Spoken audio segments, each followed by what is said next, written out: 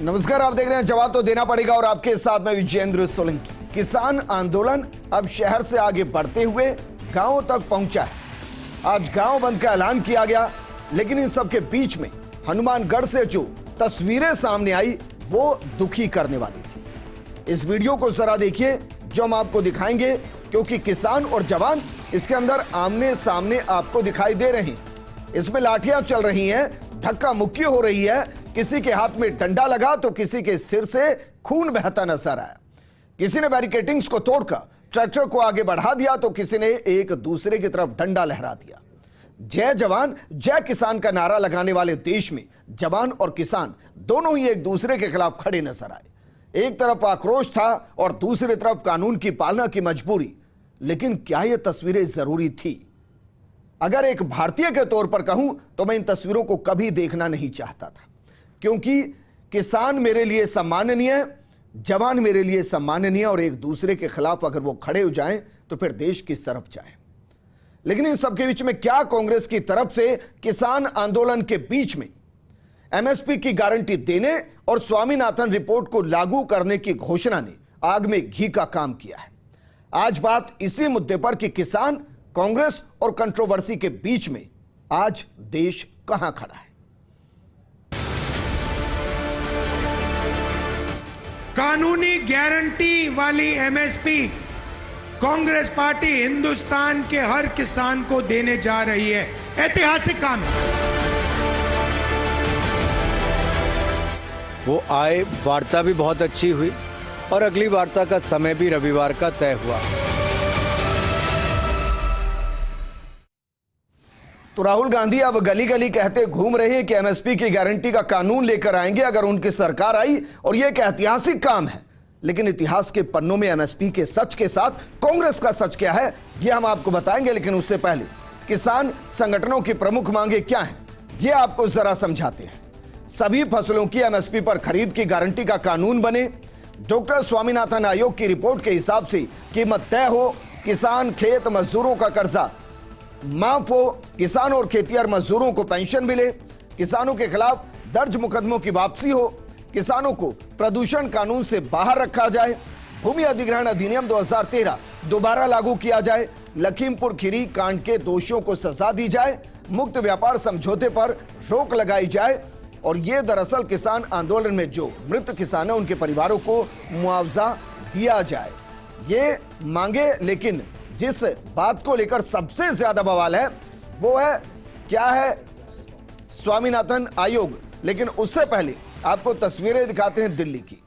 मुख्यमंत्री भजनलाल शर्मा जोधपुर हाउस पहुंचे हैं, ये तस्वीरें आपको दिखा रहे हैं।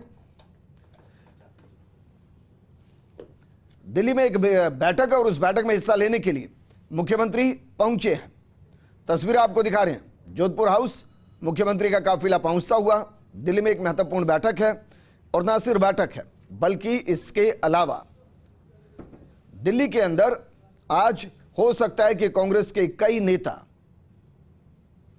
बीजेपी ज्वाइन करते नजर आए। वो नेता जो एक दौर में कांग्रेस की धुरी रहे हैं, वो नेता जो कांग्रेस की रीति नीति के साथ आगे बढ़ते रहे हैं। लेकिन हम बात करें किसान की, तो जरा समझिए, जिस स्वामीनाथन आयोग का जिक्र किया जा रहा है, एमएसपी का जिक्र किया जा रहा है, स्वामीनाथन आयोग की रिपोर्ट कहती क्या है। दरअसल वाजपेयी सरकार के जाने के बाद डॉक्टर मनमोहन सिंह की अगुवाई में यूपीए की सरकार बनी। नवंबर 2004 में एमएस स्वामीनाथन की अध्यक्षता में एक कमेटी बनाई गई। इसे नेशनल कमीशन ऑन फार्मर्स नाम दिया गया। स्वामीनाथन आयोग को किसानों से जुड़ी समस्याओं का हल तलाशना था। दिसंबर 2004 से अक्टूबर 2006 के बीच में आयोग ने 6 रिपोर्ट तैयार की। आयोग ने किसानों की समस्या के समाधान के लिए कई सिफारिशें की थी। इनमें एमएसपी को लेकर भी सिफारिश की गई। तो फिर यह समझ लीजिए कि एमएसपी पर सिफारिश क्या की गई, इसको भी हम आपको समझाते हैं। स्वामीनाथन आयोग ने किसानों को उनकी फसल की लागत का 50% ज्यादा देने की सिफारिश की थी। इसे फसल में लगने वाली लागत को 3 हिस्सों A2, A2 प्लस FL और C2 में बांटा गया। A2 की लागत में फसल की पैदावार में हुए सभी तरह के नकदी खर्चे शामिल होते हैं। इसमें बीज, खाद और केमिकल से लेकर मजदूरी, ईंधन और सिंचाई में लगने वाली लागत शामिल होती है। A2+FL इसमें फसल की पैदावार में लगने वाली कुल लागत के साथ साथ परिवार के सदस्यों की मेहनत की अनुमानित लागत को भी जोड़ा जाता है, जबकि C2 में पैदावार में लगने वाली नकदी और गैर नकदी के साथ साथ जमीन पर लगने वाली लीज रेंट और खेती से जुड़ी दूसरी चीजों पर लगने वाले ब्याज को भी शामिल किया जाता है। स्वामीनाथन आयोग ने C2 की लागत में ही 1.5 गुना यानी कि 50% और जोड़कर ही फसल पर MSP देने की सिफारिश की थी। अब जरा सोचिए, क्या वाकई में यह सब कुछ मुमकिन है और क्या इसको दिया जा सकता है? यह दरअसल बड़े सवाल है। लेकिन कांग्रेस कह रही है कि हां, यह दिया जा सकता है, लेकिन कैसे दिया जाएगा यह वो बताने की स्थिति में नहीं है। तो क्या किसान आंदोलन और सरकार से बातचीत के बीच में जो आग लगी है उसमें घी डालने का काम कांग्रेस ने यह कहते हुए कर दिया कि वो आएंगे तो MSP लागू करेंगे, स्वामीनाथन रिपोर्ट को लागू करेंगे? इस मुद्दे पर बात करने के लिए हमारे साथ मौजूद हैं विषय विशेषज्ञ AK सिंह साहब और हमारे साथ मौजूद हैं कांग्रेस प्रदेश सेवा दल से महासचिव भीमराज जाखड़ जी। हमारे साथ किसान नेता फूलचंद बड़बड़वाल जी भी जुड़ गए हैं। फूलचंद बड़बड़वाल जी, शुरुआत आपके साथ सर, जरा ये बताइए, क्या वाकई में जो इस वक्त किसान आंदोलन चल रहा है उसमें मांग MSP को लेकर ही है, या जो MSP पर वादा किया गया था उसके याद दिलाने के लिए एक बार फिर से लोकसभा चुनाव से पहले माहौल को गरमाया गया?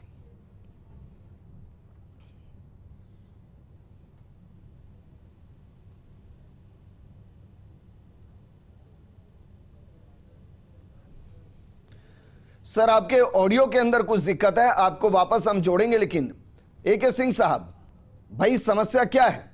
बार बार अगर किसान सड़कों पर आएंगे, इस तरीके से घेराबंदी करेंगे, एक स्थायी समाधान तो देना है, तो क्यों नहीं दिया जाता? क्यों कभी आंसू गैस के गोले दाग दिए जाते हैं, कभी लाठियां चला दी जाती हैं, कभी सिर फोड़ दिए जाते हैं? ऐसा क्यों?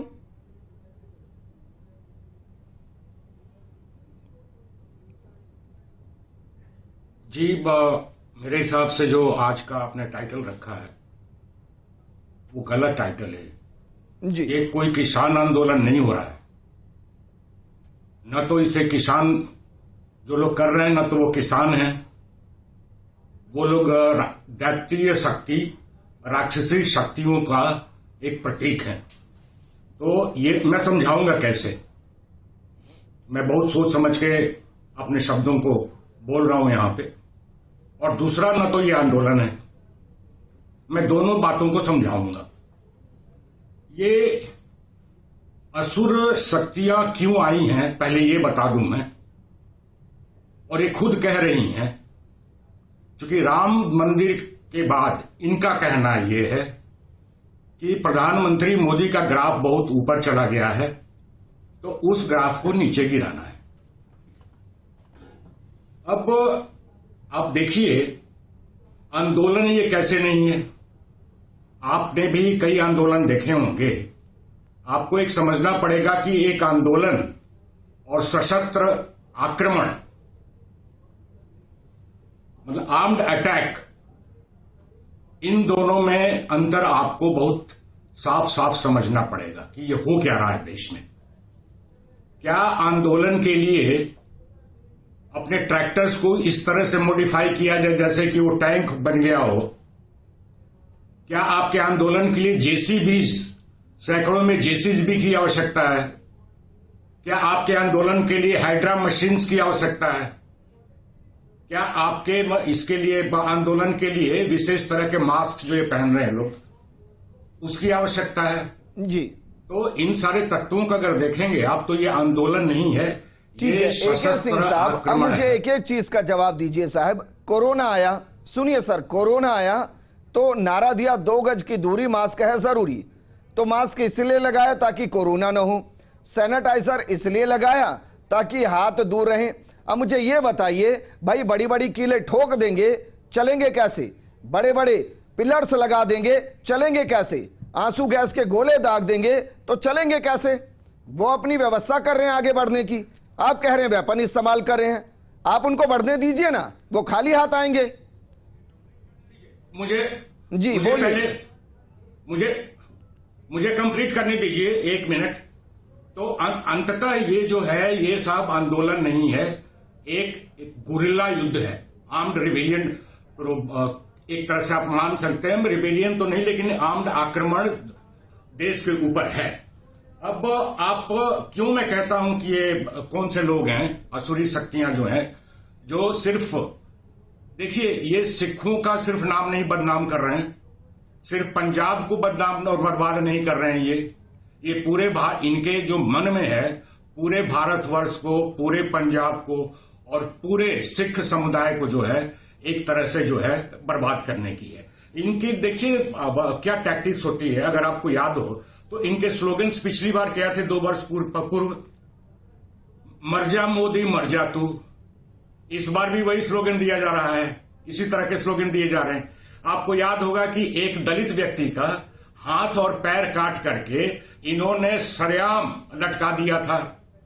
बंगाल से आई एक युवती का वहां पे बलात्कार हुआ था। तो आप सोच सकते हैं कि किस किस तरह के लोग हैं। और अंततः जब सुप्रीम कोर्ट ने कमेटी बनाई, ये लोग साहब सुप्रीम कोर्ट के सामने नहीं गए। तो कृपया करके मैं तो ये जो कि टेलीविजन चैनल्स हैं या जो भी मीडिया के लोग हैं, इसे कृपया करके किसान आंदोलन कहना बंद करें। और दूसरा, ये अन्नदाता क्या होता है, अन्नदाता जैसे हमें फ्री में देते हैं। इन्होंने पूरी पंजाब की जो है इकोलॉजी जो है, पानी 500 मीटर 600 मीटर जाकर के पूरी इकोलॉजी इसकी बर्बाद कर दी है। वहां के राइस फॉरेन में नहीं बिकता है क्योंकि उसमें वो कैंसरस एलिमेंट्स हैं। पंजाब से कैंसर ट्रेन चलती हैं। तो लबेलबाब ये है कि ये पंजाब को, सिखों को और देश को जी ये बर्बाद करना चाहते हैं। इसलिए कृपया करके AK सिंह साहब, चावल खाते हैं आप? चावल खाते हैं साहब? गेहूं खाते हैं? बाजरा खाते हैं? कितने रुपए किलो लेते हैं सर? और 1 किलो गेहूं गाने में कितनी लागत आती है? देखिए वो तो इन सारी चीजों पे बात हो चुकी है। देखिए नहीं बताइए ना भाई, क्यों ना अन्नदाता कहें हम 20 रुपए का चिप्स का पैकेट तो लेके खुश हो जाएंगे, जिसमें 1 आलू होता है और 5 रुपए किलो आलू देने में किसान को हमें दिक्कत आ जाती है। 1000 रुपए का पिज्जा तो हम खा जाएंगे, लेकिन 1 किलो गेहूं के रुपए देने में हमें 100 दिक्कत आती है। मुझे लगता है दुनिया का इकलौता उद्योग है सर ये, जिसमें सरकार न्यूनतम समर्थन मूल्य तय करती है, सबका मैक्सिमम रिटेल प्राइस तय होता है। लेकिन मेरा सवाल इससे ऊपर है, अगर भाई नहीं दे सकते तो सीधा मना कीजिए, और दे सकते हैं तो दे दीजिए। देश कब तक इस तरीके से घिरा रहेगा? वापस आऊंगा सर मैं आपके पास। भीमराज जाखड़ जी, ये कांग्रेस को अचानक से कहां से फितूर सवार हुआ कि हम MSP दे देंगे, स्वामीनाथन की रिपोर्ट को लागू कर देंगे? अचानक से जागृति कैसे आई? सर मैं अभी AK सिंह साहब को सुन रहा था, मुझे लग रहा है कि AK सिंह साहब AC के कमरों में बैठ के जो बयान दे रहे हैं वो बयान देने तो बड़े इजी हैं, पर जब रात को -1 डिग्री में टेम्परेचर होता है और गर्मियों में 48 डिग्री होता है, वहाँ फसल उगाना और वहाँ काम करना, अपने बिस्तर छोड़ के और अपना घर छोड़ के उगाना पड़ता है। जब पता चलता है कि गर्मी क्या है और सर्दी क्या है। बात सुनो, एक सेकंड बयान दे देते हैं कहीं जाकर। राहुल गांधी जी बयान दे रहे हैं। मैं ये पूछ रहा हूँ, ये फितूर अचानक से कहां चला कि हम MSP दे देंगे, हम स्वामीनाथन की रिपोर्ट को लागू कर देंगे? कर सकते हैं ये विजेंद्र जी, बिल्कुल कर सकते हैं। आप उनसे स्टेप बाय स्टेप इसको लागू कीजिए और लागू हो सकती है। ये कृषि वो उद्योग है, जब देश का कोरोना फैला था और सारे उद्योग बंद थे तो देश की GDP बचाने वाला मात्र एक कोरोना था। सॉरी, स्वामीनाथन की रिपोर्ट कब आई? स्वामीनाथन आयोग की रिपोर्ट 2007 के अंदर आई थी, और तब के बाद स्टेप बाय स्टेप हमने कहा इसको लागू कर दे। एक साथ इसको लागू तब नहीं हो सकती थी, और बीजेपी का ये लागू नहीं हो सकती थी एक साथ। संसद में क्या बोला आप लोगों ने? स्टेप बाय स्टेप लागू हो सकती है। अर्थव्यवस्था कोलैप्स हो जाएगी। एक सेकंड, अब अर्थव्यवस्था कोलैप्स नहीं होगी। मेरी बात सुनिए, जब हम ये कह रहे हैं कि स्वामीनाथन आयोग C2+50 की रिपोर्ट लागू स्टेप बाय स्टेप हम लागू कर देंगे, भाई तो 2006 से लेकर आज 2 साल पहले वादा किया था, से लेकर 2014 तक कितने साल होते हैं? उंगली पे गिनिए एक बार। तो सर जी हमने किसानों की मदद करने 76,000 करोड़ का कर्जा किसानों का माफ किया था हमने। किसानों को कभी लाठी गोली बंदूक से बात कर रहा हूं मैं। भीमराज जाखड़ जी, गिनिए उंगली पर, साल गिनिए 2006 से 2014 पता कर लीजिए तब की MSP हमने दी कि नहीं दी। आप पता कर लीजिए, हमने सरसों की दी कि नहीं। आज सरसों का इन्होंने जो चलिए बताइए, आप तो राजस्थान से हैं, बीते 5 साल में राजस्थान में कौन सी फसल को एमएसपी पर कितना खरीदा गया बताइए।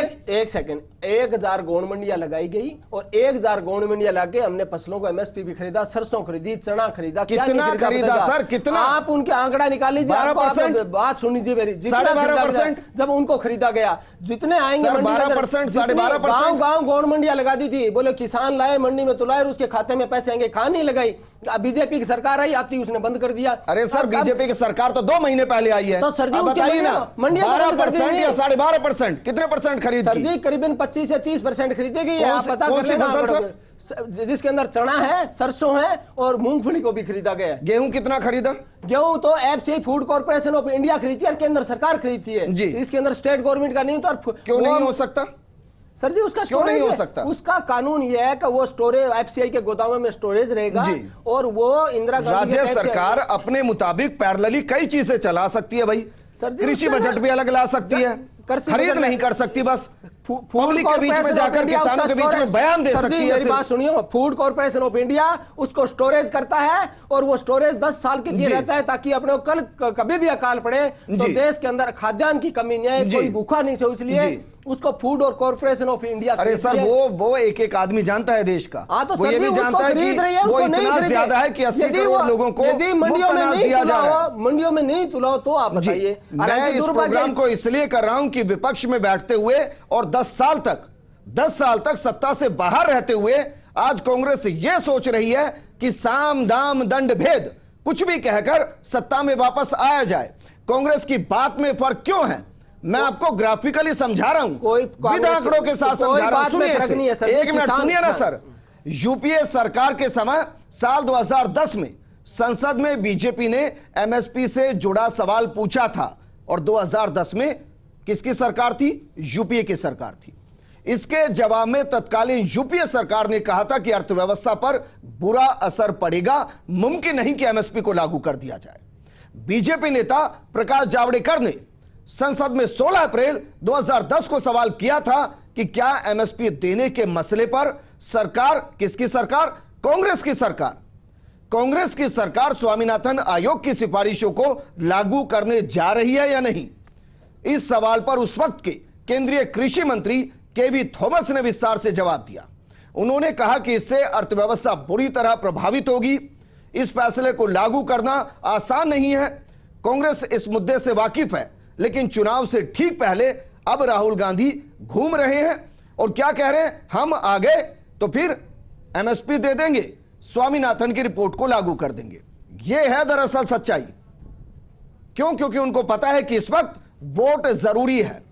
वादे तो कुछ भी कर दिए जाएंगे। आप लेटर भी दिखा दीजिए, जब नरेंद्र मोदी मुख्यमंत्री थे गुजरात के और प्रधानमंत्री जी को पत्र लिखते थे, वो पत्र भी दिखाइए। क्या 10 साल होगी सत्ता में? बीजेपी से तो मैं पूछ ही रहा हूं, लेकिन मैं आपसे ये पूछ रहा हूं कि भाई विपक्ष में बैठकर याद आ रहा है एमएसपी लागू करना है? सर जी, किसान सड़कों पे बैठे हैं और उससे जब किसानों के रास्ते में कीलें बिछाई जा रही हो और उनको लाठी गोली बंदूक से बात किया जा रहा हो और उनके आंदोलन के लिए उनको बरगलाना आसान होता है। उनको बरगलाना बीजेपी बरगला रही है। बीजेपी कभी कहती है खालिस्तानी है, कभी कहती है आतंकवादी है, कभी कहती है आंदोलन भाई, इससे ज्यादा क्या बरगलाएंगे आप? कि आप कह रहे हैं कि हम एमएसपी लागू कर देंगे? सर जी, एमएसपी उनकी मांग है, उसके लिए बोला ना हमने, और कुछ थोड़ी बोला है। बीजेपी तो आपकी सच्चाई सर ये भी है कि आपका जो मैनिफेस्टो है 2019 का, कांग्रेस का जो मैनिफेस्टो है, उसमें उन तीनों कानूनों का जिक्र है जिसे आज कांग्रेस काला कानून कह के घूमती है। विजेंद्र जी, ताजा हमारे साथ किसान नेता फूलचंद बड़बड़वाल जी। एक सेकंड मैं कहता हूं, फूलचंद बड़बड़वाल जी,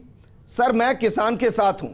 एमएसपी अगर उसको मिल सकता है तो आज मिल जाना चाहिए, और नहीं मिल सकता तो किसान को बैठाकर समझाना चाहिए कि भाई इस वजह से नहीं मिल सकता, हम आपको इसके इतर ये दे सकते हैं।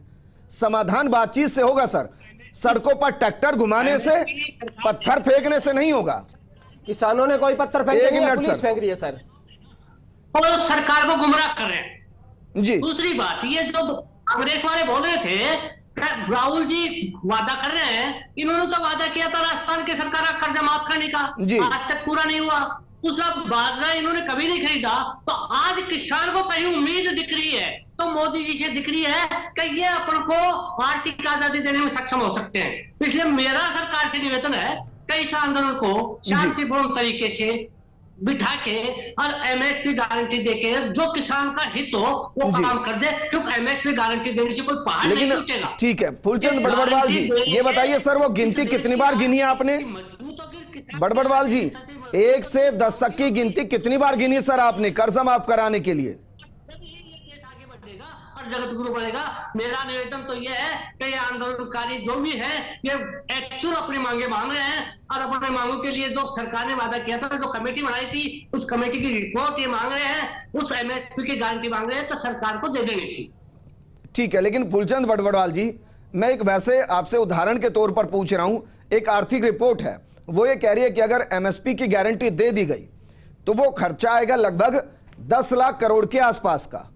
मैं एक सवाल कर रहा हूं सर, क्या आप ये चाहते हैं कि एमएसपी की गारंटी की जगह एमएसपी कानून लाया जाए कि एमएसपी से नीचे कोई ना खरीद सके? सरकार को जितना खरीदना है सरकार खरीद ले, व्यापारियों को जितना खरीदना है वो खरीद ले, एमएसपी से नीचे नहीं खरीदा जाए बस।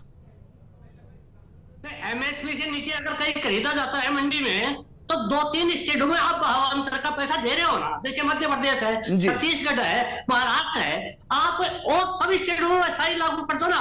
मैं ये नहीं कहता कानून बना के आप किसी को जेल में डालो, जेल में क्यों डालते हो? एक पैमाना हमारे को दे दो कि ये रकबा है आपको बाजरा बोना है, ये रकबा आपको मक्का बोनी है, ये रकबा है आपको चावल बोना है, तो हमें वो बता दिया जाए तो हम उस रकबे से ज्यादा जाएंगे नहीं। ये बात आपने फूलचंद जी बहुत अच्छी की।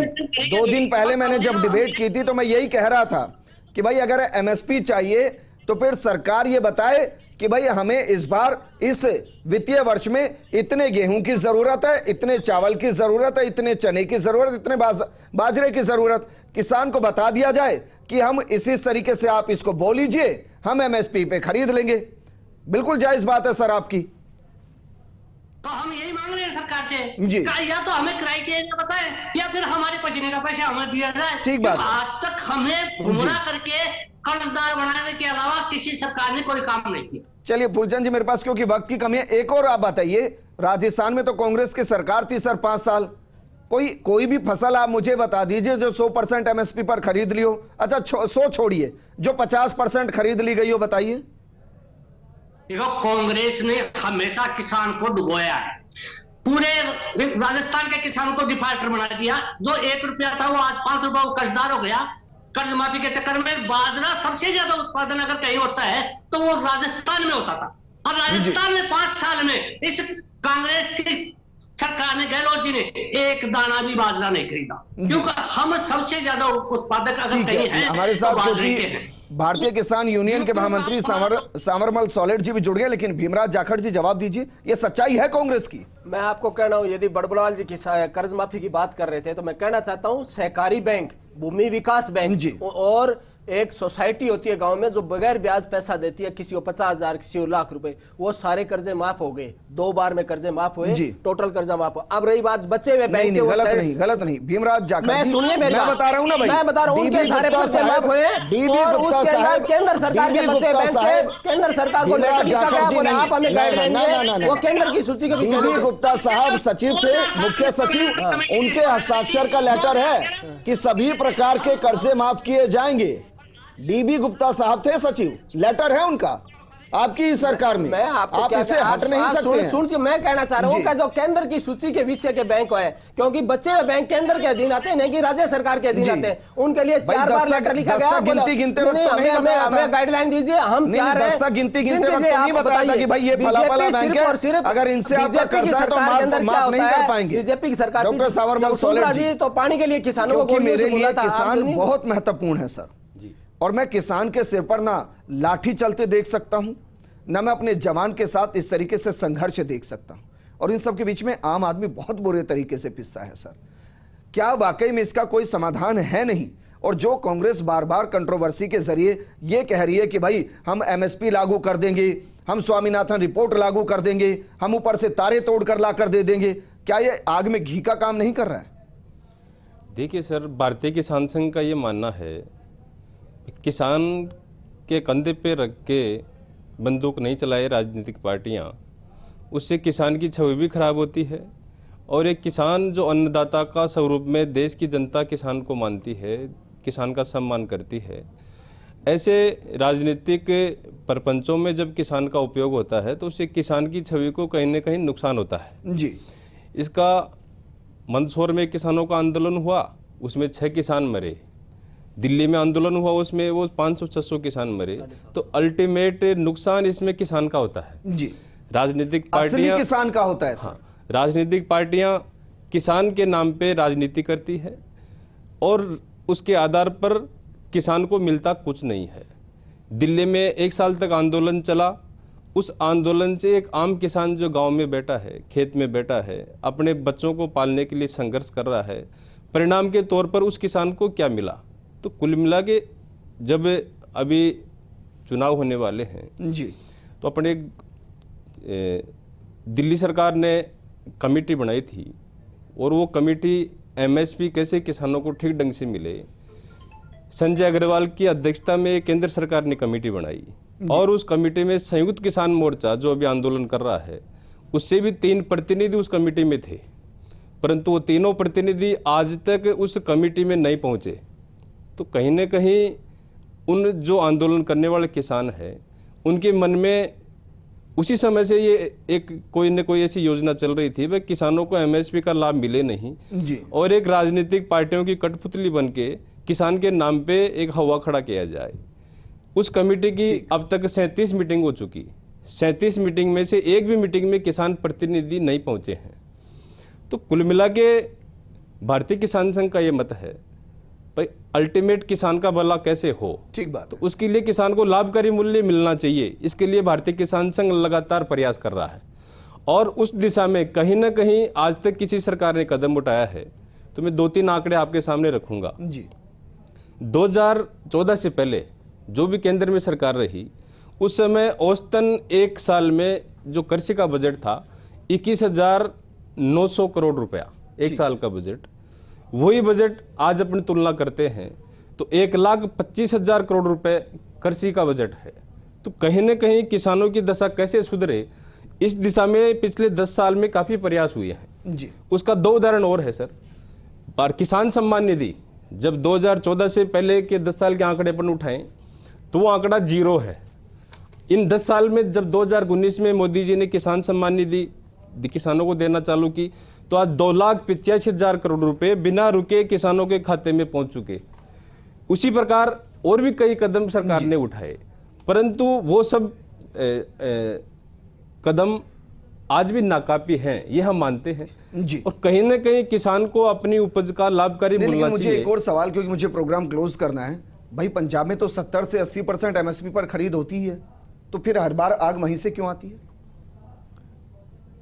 देखिए सर, इसमें भी ये है भाई कहीं ना कहीं एमएसपी का लाभ भी पूरे देश के किसानों को मिलना चाहिए। ये एक ही स्टेट के लिए एमएसपी नहीं है। मैं कह रहा हूं पंजाब से फिर क्यों आते हैं? सबसे ज्यादा तो पंजाब से ही खरीद होती है। हाँ, तो उसमें कहीं ना कहीं पंजाब में जो किसान हैं जी, वो एमएसपी का टोटल 30% जो धान है वो ओनली पंजाब से खरीदा जाता है। ठीक बात। बाकी और जो स्टेट के किसान हैं जैसे राजस्थान का किसान 6% है, कहीं से 8% है, कहीं से 10% है, तमिलनाडु का किसान है, आंध्र का किसान है, बाकी सब किसानों को हमारे साथ जुड़ने के लिए तमाम मेहमान हमारे साथ जुड़े, बहुत बहुत शुक्रिया।